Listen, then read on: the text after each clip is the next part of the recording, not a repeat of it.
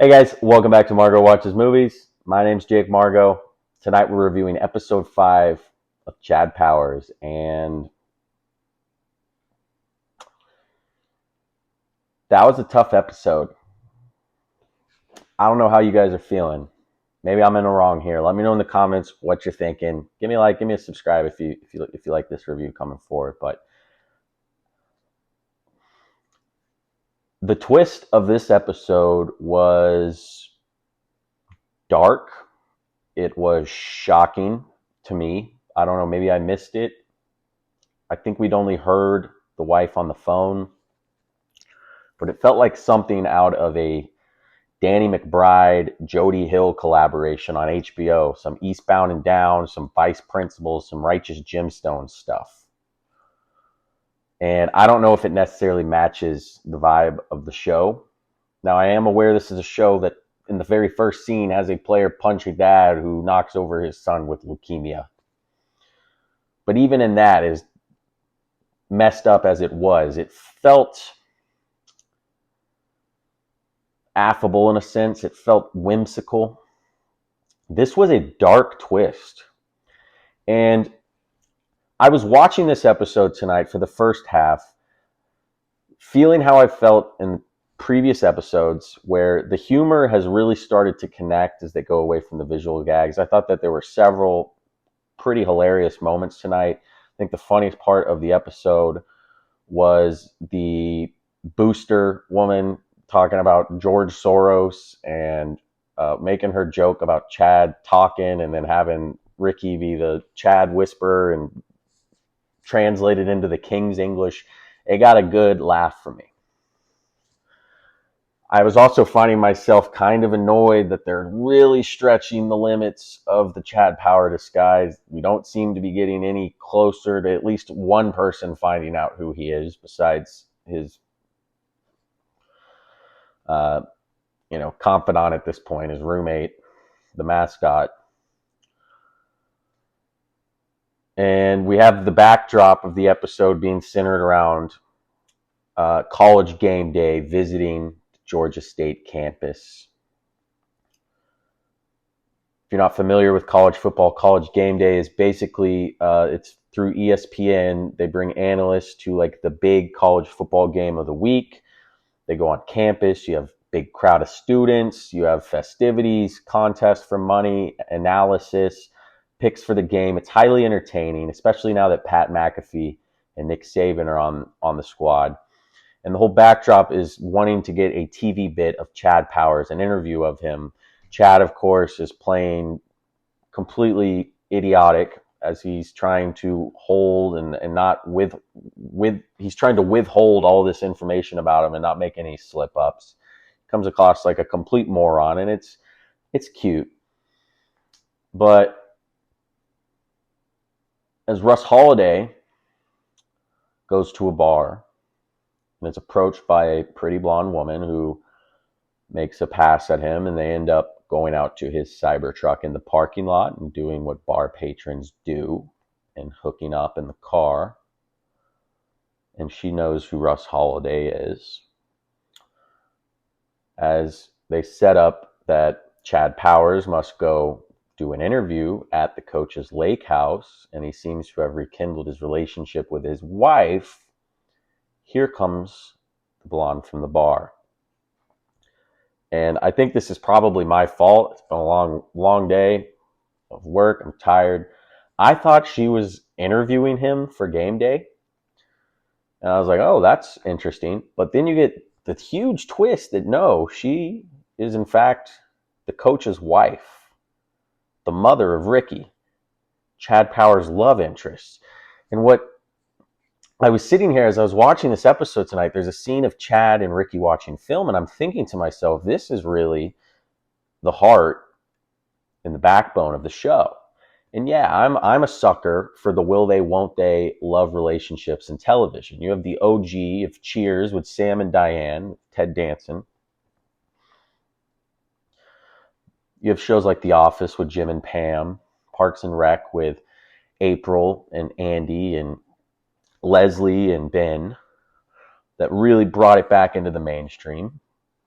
I love a rom-com. I love a romance. I'm a sucker for it. I'm not afraid to admit it. And that was kind of what I realized tonight is kind of the driving force for me is how, I'm hoping Ricky is the one to find out that he's Russ Holiday and accept that. And it allows them and their relationship to further develop because they have chemistry, but it's just hard to see her seeing Chad besides just how innocent he comes off. It's hard to imagine them actually like getting together. It would have to be Russ Holiday. And then the reveal that Russ Holiday banged her mom. And the mom, to make matters worse, in this completely despicable moment of gaslighting, just awful, horrible gaslighting to her husband in front of TV crews. And the booster lady makes them leave and she just starts throwing the flamethrower at him. A truly despicable character. The worst of this show by far. Just a horrible, horrible woman. And you can't really blame Russ in a sense because he didn't know, right? But at the same time, it throws this huge wrench. And I have to say, I thought it was a fantastic twist in the moment. It was gasp-inducing. It was a big oh shit. But what are the long-term ramifications for this? How do we overcome this in the script? How is the audience supposed to buy into Ricky getting over this, the coach getting over this? Are we going to mine comedy from once inevitably, because it's going to have to happen once the coach or Ricky find out it's Russ and this hatred that he's going to have for him while also seeing that he needs him to win. Maybe we get some good drama from that. But it really throws a wrench through what I thought was the best aspect of this show, which is the blossoming relationship between Russ Holiday, Chad Powers, and Ricky, the coach's daughter. And it was dark. Like I said, I'm going to repeat myself here. It felt like something out of a Danny McBride comedy series. They went for it. And I have to give them credit for the balls that it took to go that route and not just play conventional tropes. Heartwarming show. They went dark. And I don't know if half the audience is going to enjoy that because it just hasn't come off like that kind of show. Danny McBride lets you know what show you're in for from episode 1. This is dark, pitch black comedy. Yeah, this show had some pitch black elements in the pilot, but it seemed like we're building towards the tropey, Ted Lasso, wholesome, we're winning, we're finding our humanity. Russ is going to find his humanity through Chad Powers and his prosthetics and the relationship with Ricky. But here we are.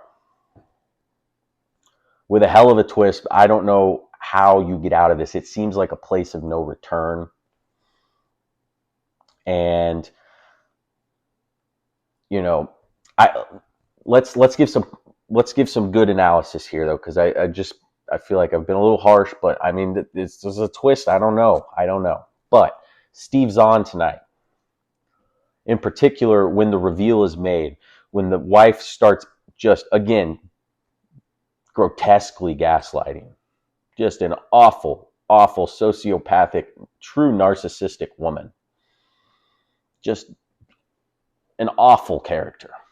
Can I emphasize that anymore, or am I getting my point across? Despicable. Once she starts her little tirade, Steve Zahn locks the fuck in. It was a fantastic performance. Absolutely unbelievable from Steve Zahn. The hurt, this battle of trying to remain stoic, this barely contained rage boiling over, him revealing he knew that she was sleeping with the trainer and she didn't even know it. And then, of course, when he throws that in her lap, this grenade, she gaslights it right back to him. Well, it's your fault. Wow. I mean,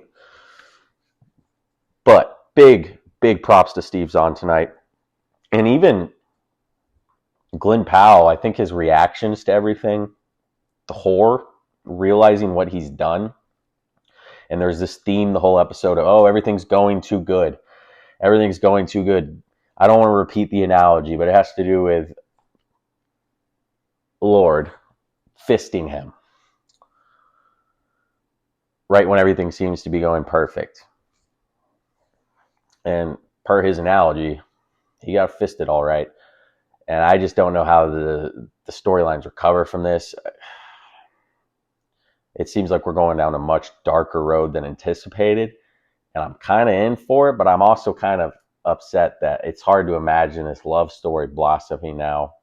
How do you go with someone that banged your mom, even if you didn't know? So, I don't know. What do you guys think? What are your thoughts on this episode? Was it an elevating episode because they went there? They went this dark route. They what's the Rian Johnson word? They subverted the audience's wholesome expectations and went for the jugular. And I didn't even cover the fact that the coach has a heart attack from this at the end of the episode. And it's played completely serious. I totally didn't even include that. The coach has a heart attack from it. Oof. And this is before he has the heart attack. He sits down because he knows the wife goes, Russ Holiday in the car. And he goes, Russ Holiday, and he sits back down, and Chad Powers is having to listen to this guy go, I didn't want to recruit him. I knew he was a cancer. Even in high school, I knew what a piece of shit he was. And he's having to take it, and he deserves it. He doesn't deserve happiness at this point. I mean, he didn't know, but golly, man, it was pretty complex for a show like this. So I have to give credit there. I just don't know how I feel about it. I am seesawed. I'm up, I'm down, I'm spinning all around. I don't know. So I don't even know what to give this episode as a rating, to be honest with you. I think the twist took balls. I think it exhibited some strengths it showed in the last few weeks with the comedy, some weaknesses with the identity, the secret identity. And then it just darkly zigged when I thought it was going to zag. So I don't even have a rating tonight. I don't know what to think. What do you guys think? I don't know if I liked it. I just got to see next episode and see how this plays out. I think I'm leaning on the I'm not so optimistic side right now.